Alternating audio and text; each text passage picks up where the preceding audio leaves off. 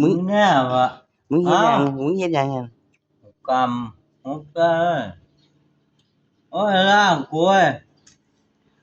เอาเหล้าล้างหัววะ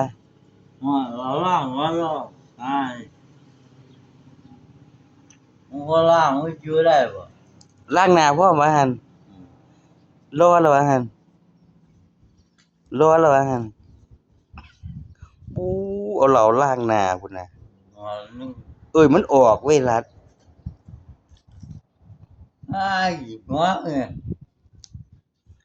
มีปากไหมเว้ยไม่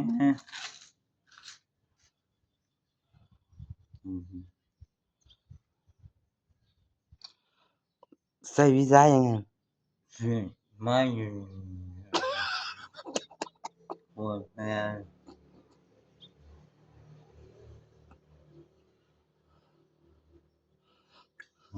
โอ้กูสิได้เหล้าเด้ล้างหน้าเลย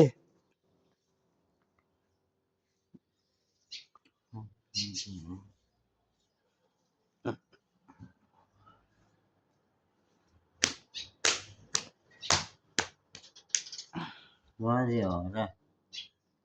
อันใดสิออกเฮ้ยโอ้ยหรอก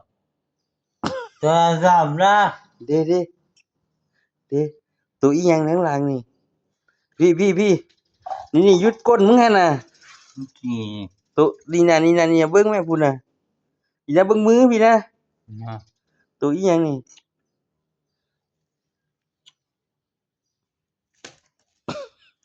ก็เท่าว่าอืม